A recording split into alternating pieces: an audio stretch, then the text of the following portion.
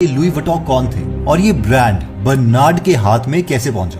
देखिए, Louis Vuitton 1821 में France के एक छोटे से गांव में पैदा हुए थे जिसका नाम था अंचे। इस गांव में कोई बिजली वगैरह नहीं थी। लुई के डैड एक किसान थे और माँ टोपियां सिलती थी। लुई की बहुत ही कम स्कूलिंग हुई क्योंकि उनका मैक्सिमम टाइम अपने डैड के साथ खेतों में ही जाता था ताकि ये लोग 2 वक्त का खाना खा सके। लुई जब 10 साल के ही थे तो उनकी माँ की डेथ हो गई और उनके डैड ने दूसरी शादी कर ली।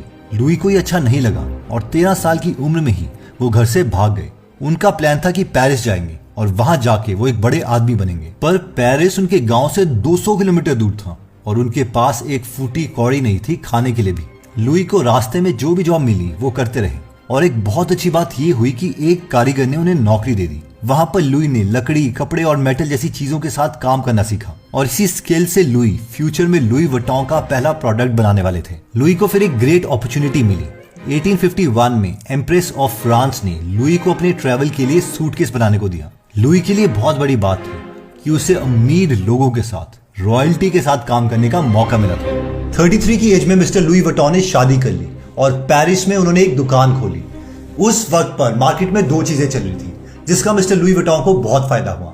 पहला था रेलवेज में तरक्की, जिसका मतलब था कि अब ज्यादा लोग रेलवेज में ट्रेवल करेंगे और अगर ज्यादा लोग रेलवेज में ट्रेवल करेंगे तो वो लुई वुइटन का सूटकेस भी यूज करेंगे। दूसरी चीज ये थी कि उस वक्त जितने भी सूटकेसेस थे वो ऊपर से डोम शेप के थे, यानी 2 सूटकेसेस को एक के ऊपर एक नहीं रखा जा सकता था।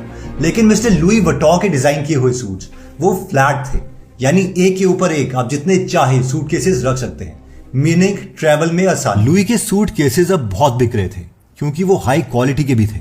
लेकिन फिर स्टार्ट हुई वर्ल्ड वॉर 1 और लुई को अपनी दुकान छोड़ के शेल्टर्स में छुपना पड़ा। जब 4 साल के बाद वो अपनी दुकान में आए तो सब